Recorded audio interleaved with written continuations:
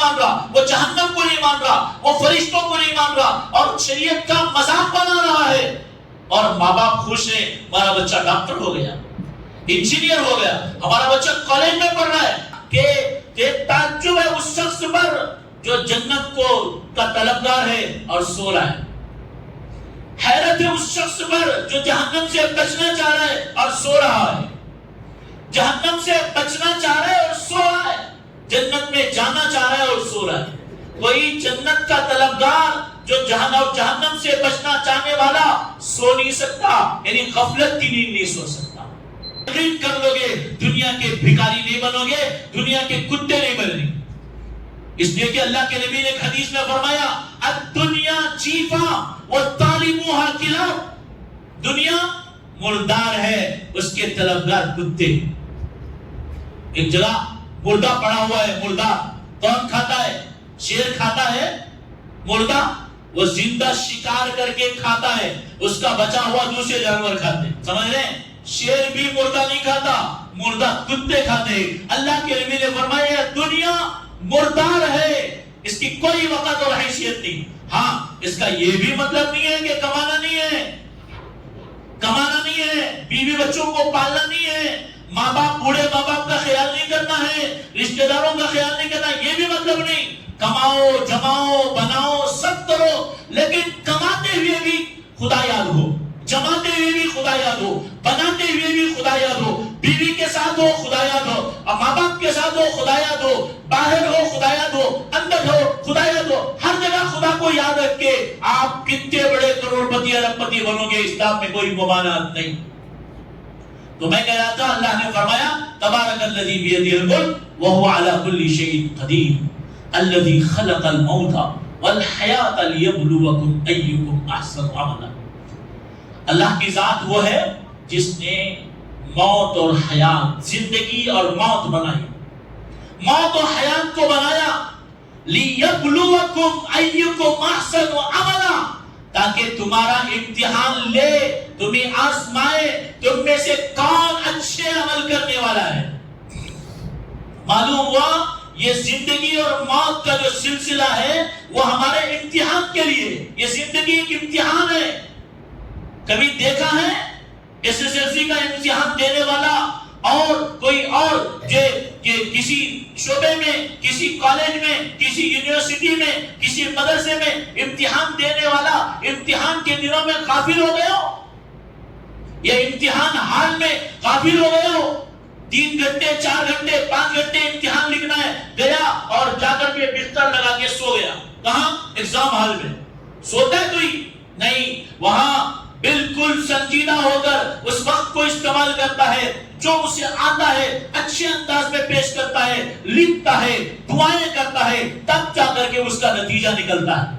لیکن ہمارا کیا حال ہے کہ ہم آخرت کے لیے بنے ہیں لیکن ہم سو رہے۔ اللہ کے نبی صلی اللہ علیہ وسلم نے فرمایا کہ تعجب ہے اس شخص پر جو جنت کو کا طلبگار ہے اور سو رہا ہے، حیرت ہے اس شخص پر جو جہنم سے بچنا چاہ رہا ہے اور سو رہا ہے، جہنم سے بچنا چاہ رہا ہے اور سو رہا ہے، جنت میں جانا چاہ رہا ہے اور سو رہا ہے۔ کوئی جنت کا طلبگار جو جہنم سے بچنا چاہنے والا سو نہیں سکتا، یعنی غفلت کی نیند نہیں سو سکتا۔ اس لیے میرے بزرگوں اور دوستوں، یہ زندگی یہ موت اللہ نے اس لیے بنائی ہے تاکہ ہمارا امتحان لیا جائے۔ ہمارا امتحان کیا؟ ہم میں سے کون اچھا ہے کون برا، کون اللہ کی شریعت کے مطابق زندگی گزارتا ہے اور کون اللہ کی نافرمانی کر کے زندگی گزارتا ہے۔ یہ مقصد سے اللہ نے بنایا۔ اب ہمیں اس کی روشنی میں ذرا جائزہ لینا ہے کہ ہم اپنی زندگی میں ہمارا کیا حال ہے، ہمیں آخرت کتنی یاد ہے، ہمیں اللہ اور اس کے رسول کتنے یاد ہیں، ہم خبر کی کتنی تیاری کر چکے ہیں، اور اپنے بیوی بچوں کے سلسلے میں، اپنے رشتہ داروں کے سلسلے میں، دوستوں کے سلسلے میں، پڑوسیوں کے سلسلے میں، عام لوگوں کے بارے میں ہم کس قدر جو ہے غافل ہیں اور کس قدر بیدار۔ آج ہماری غفلت کی انتہا یہ ہے کہ ہمیں کوئی فکر نہیں۔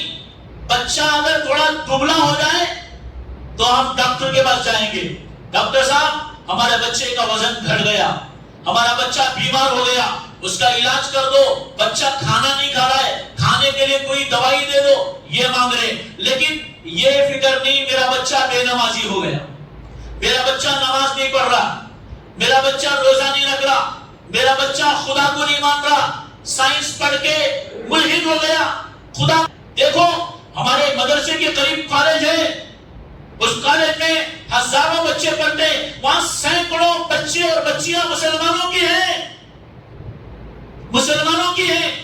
اور یہ ہر کالج کا اور ہر ہاسٹل کا حال ہے. وہاں جا کے دیکھو, صرف جمعہ کے دن ہم کو معلوم ہوتا ہے کہ یہ اس کالج میں پڑھنے والے مسلمان بھی ہیں, ہے نا, لگتا ہے, ورنہ نہیں معلوم ہوتا. عید کے دن معلوم ہوتا ہے کہ بھئی یہ بڑی بھیڑ ایسی ہے جو مسلمان ہے.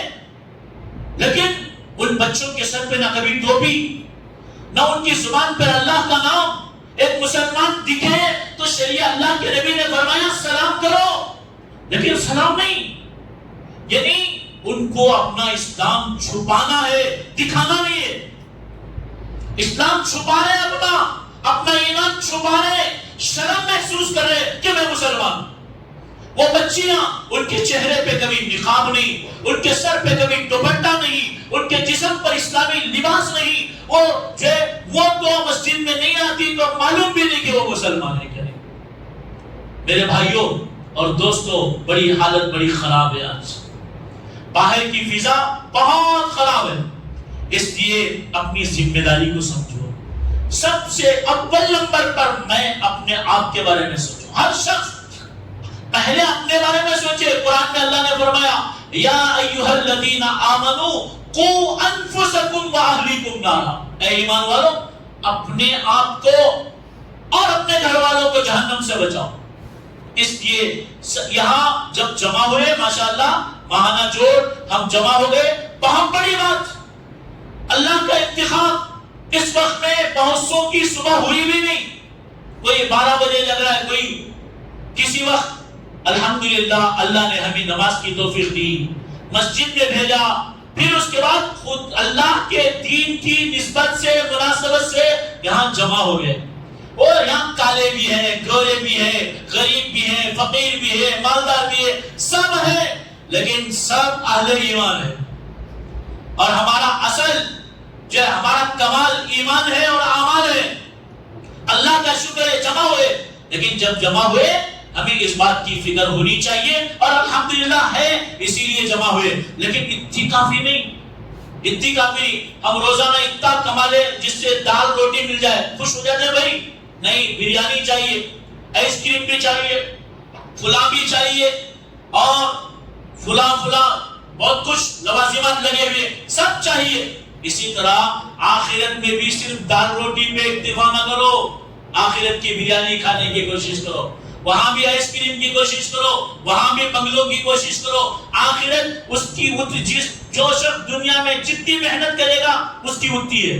وَأَلَّيْسَ لِلْإِنسَانِ إِلَّا مَا سَعَىٰ, اللہ نے قرآن میں فرمایا جو انسان جس قدر محنت کرے گا اسے اتنا ملے گا, جو محنت کرے گا اتنا ملے گا.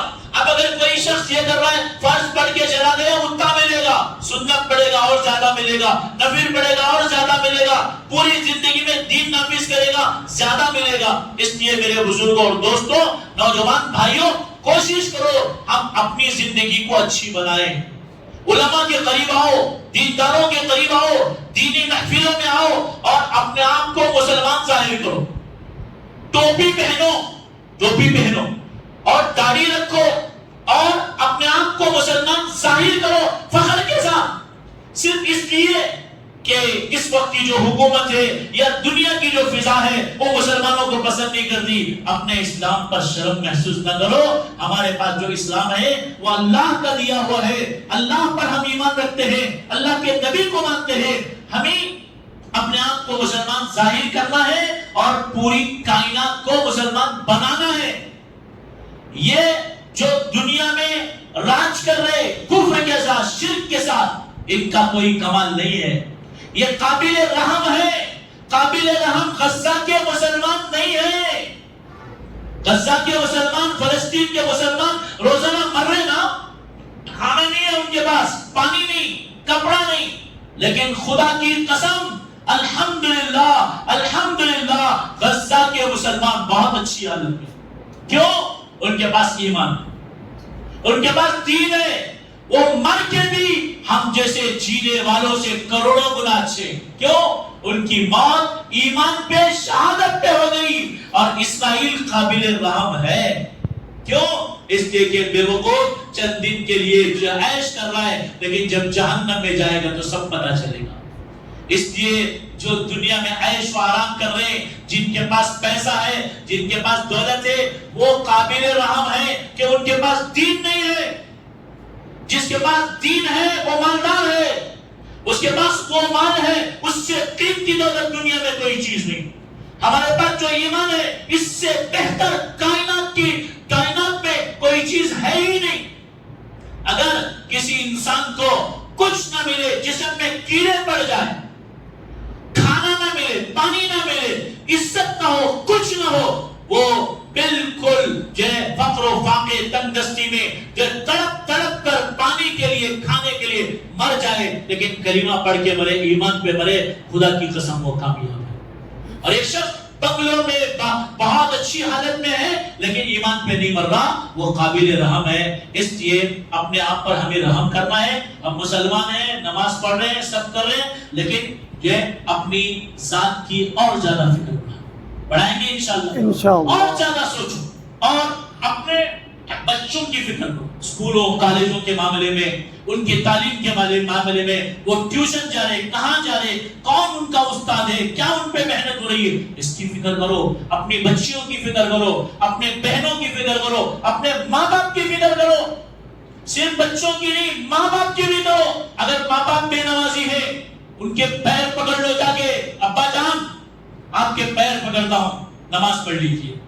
پیر پکڑو، ایسا نہیں ابا تمہیں جہنم میں چلے جاتی، یہ نہیں طریقہ. وہ بڑے، وہ بے نمازی صحیح، وہ آپ کا ابا ہے، لیکن ان کو پیار سے، محبت سے گھروں میں موت کا تذکرہ چھیڑو، گھروں میں موت کا تذکرہ کرو. اپنے ابا امی کو، بہن بھائیوں کو، بیوی کو، بچوں کو، دوستوں کو موت یاد دلاؤ. مرنا ہے. ہم کیا بولتے ہیں؟ نہیں تمہیں نہیں مرتے اور جیتی کیا بھی نہیں مرتے. یہ نہیں. ہاں اچھا ہے، علاج کرو، جیے، سب کرے، لیکن ان کو بولو بھی مرنا تو ہے ہی. تیاری کرو، اپنے آخرت بناؤ. اب کیا ہے، ہم دنیا کے پیچھے پڑے ہوئے، اس لیے اپنی فکر، اپنی اولاد کی فکر، اپنے بیوی بچوں کی فکر، اپنے گھر بار کی فکر سب سے پہلے. اس لیے کہ اللہ کے نبی صلی اللہ علیہ وسلم کو اللہ نے جب اسلام کے وہ نبوت دی، سب سے پہلے اللہ کے نبی صلی اللہ علیہ وسلم کو چھپ کے اپنے ایمان کو رکھنے کا حکم دیا. اس کے بعد فرمایا وَأَنذِرْ عَشِيرَتَكَ الْأَقْرَبِينَ، اپنے قریبی رشتہ داروں کو ڈراؤ. یہ دعوت کی ترتیب ہے. دعوت کی ترتیب ہے کہ پہلے میں، اس کے بعد میرے گھر والے، میری محنت کا میدان، بازار بعد میں، گلی بعد میں، محلہ بعد میں، شہر بعد میں، صوبہ بعد میں، ملک بعد میں، عالم بعد میں. اس کی ابتدا میرا گھر ہے. سمجھے بھائی؟ ابتدا میں، میری اولاد، میری بیوی، میرے بچے، میرا کنبہ قبیلہ، اس کے بعد محلہ، اس کے بعد شہر، پھر صوبہ، پھر ملک، پھر عالم. ایسا نہ تو عالم کی فکر ہے، گھر میں بیوی بے دین ہے. عالم کی فکر ہے، گھر میں بچے بے دین ہے. عالم کی فکر ہے، باپ جو جہنم جا رہا ہے. ایسا نہ کرو. ہاں یہ بات الگ ہے، کبھی کوئی بچہ سنبھلے نا تو آپ کے ذمہ نہیں. حضرت نوح علیہ السلام نے پوری ایلی چھوٹی کا زور لگا لیا، بیٹا کیا بن گیا؟ کافر بن گیا. لیکن کوشش تو انہوں نے کی، آخری لمحے تک، وہ پانی میں ڈوبنے تک حضرت نوح علیہ السلام نے کوشش کی. حضرت نوح نے اور حضرت لوط نے اپنی بیویوں کو بھی مومن بنانے کی کوشش کی، لیکن وہ کافر بنی. اور اسی طریقے سے حضرت ابراہیم علیہ السلام نے اپنے ابا آزر کو مومن بنانے کی کوشش کی. اللہ کے نبی نے اپنے چچا کو ایمان دینے کی بہت کوشش کی، لیکن پھر بھی ان کو توفیق نہیں ملی. وہ کچھ نہیں کر سکتے. ہمارا کام محنت کرنا ہے. بزرگوں نے ایک مثال دی ہے. کیا؟ یہ جو ہم پیغام کسی کو پہنچاتے ہیں، دعوت دیتے ہیں، اس کی مثال ہے کپڑے دھونے کی. کیا ہے؟ کپڑے دھونے کی مثال. کپڑا دھوتے صابن رگڑ رگڑ کے، کپڑے میں میل لگا ہوا ہے، آپ رگڑ رہے، کپڑا دھل رہے آپ، لیکن کپڑا دھلتے دھلتے ہاتھ بھی دھل جاتا کہ نہیں؟ آپ کا ہاتھ دیکھو سفید ہو جاتا، اس میں کچھ میل نہیں رہتا۔ اگر آپ نے لوگوں کو، بیوی کو، بچوں کو، رشتہ داروں کو، محلے والوں کو، عالم کو بنانے کے لیے محنت کریں گے صحیح طور پر، صحیح نہج پر، تو کیا ہوگا؟ سامنے والا بنے نہ بنے مگر آپ بن جائیں گے۔ سمجھ رہے نا بھائی؟ کپڑا اگر پاک بھی نہیں ہوا تو آپ کا ہاتھ پاک ہو گیا نہیں۔ اس طرح ہم کوشش کرنا ہمارا کام ہے، کوشش کریں گے، نتیجہ نہ نکلے تو بھی آپ کو اجر مل گیا، ثواب مل گیا۔ اس لیے ہمیں فکر کرنا ہے، اس کا یہی مقصد ہے۔ اس لیے میں سمجھتا ہوں کہ میں نے جو گفتگو کی وہ اتنی کافی ہے، اور اس سے میں نے آپ کو یہ سمجھانا چاہا ہمیں اپنی سب سے پہلے فکر کرنا اور اپنے گھر بار کی، اس کے بعد پورے علاقوں کی ہم کو فکر کرنا ہے۔ فکر یہ کرنا ہے کہ سب نماز پڑھیں، سب دیندار بن جائے، ان کے عقیدے درست ہوں۔ آج الٹے سیدھے عقیدے والے لوگ مسلمانوں کو گمراہ کرنے کی کوششیں کر رہے ہیں، اور عیسائی اپنے طور پر، ہندو اپنے طور پر، اور دیگر مذاہب والے اپنے طور پر، اور کچھ لوگ مسلمان کہہ کر اندر سے نئے نئے فتنے۔ ہمارے نبی صلی اللہ علیہ وسلم سب سے آخری پیغمبر ہیں، آپ کے بعد کوئی نبی ہے نہیں ہے، لیکن بعض لوگ یہ بھی مہدی ہونے کا دعویٰ کر رہے، کوئی عیسیٰ ہونے کا دعویٰ کر رہے، کوئی نبی ہونے کا دعویٰ کر رہے۔ ایسے سارے فتنے، ان کے خلاف ہمیں بالکل جھٹ جانا ہے اور محنت کرنا ہے، اور بقیہ چھوٹے میں جو جھگڑے ہیں ان کو ذرا چھوڑ دیجیے۔ میں کوسی جماعت کا، انہیں کوسی جماعت کا، یہ چھوڑ دیجیے، یہ چھوڑ دیجیے اللہ کے لیے۔ یہ جتنی عوام ہے ان کو کچھ نہیں معلوم ہے بیچاروں، وہ سب ہم، کوئی ٹماٹر بیچنے والا، کوئی رکشہ چلانے والا، کچھ کرنے والا، اب اسے تو کوسی جماعت کا، میں کوسی جماعت کا، لڑائی جھگڑا فساد مار پیٹ غلط بات۔ آپ مومن وہ بھی مومن، جھگڑو مت، کوئی بریلوی، کوئی دیوبندی، کوئی جماعت اسلامی، کوئی فلاں، ہاں اپنے عقیدے میں جمے رہو، چھیڑو مت۔ اب بڑے دشمن کے خلاف جم جاؤ۔ بڑا دشمن کون؟ یہ کافر، یہ مشرک، یہ ہمارے ایمان کے خلاف، اور ہم ہمارے ایمان چھیننے کی فکر میں لگے ہیں، اور ہم لڑ رہے ہیں، ہم کوسی جماعت کے، تم کوسی جماعت کے، تو بریلوی، میں دیوبندی، تو جماعت اسلامی، تو فلاں۔ ہاں اختلاف اپنی جگہ پہ، لیکن خدا کے لیے اللہ کے گھر میں کہہ رہا ہوں، صفائی کے ساتھ کہہ رہا ہوں، یہ جھگڑے بند کرو۔ ان جھگڑوں کی وجہ سے امت تباہ ہو چکی ہے، اور آج کیا ہو گیا؟ جہاں جمو بس اختلاف کی باتیں، کسی کو فکر نہیں کون نماز پڑھ رہا کون نہیں پڑھ رہا۔ اس لیے یہ جھگڑے فساد بند کر کے اپنی آخرت اور سارے مسلمانوں کی فکر، بلکہ سارے کافروں کی فکر، اس کی کوشش کرو۔ اللہ تعالیٰ سے دعا کرتا ہوں اللہ تعالیٰ مجھ کہنے والے کو بھی اور آپ تمام حضرات کو بھی جو ہے اس پر عمل کرنے کی اور جو ہے اپنی آخرت کی فکر کرنے کی توفیق عطا فرمائے۔ آمین وآخر دعوانا ان الحمدللہ۔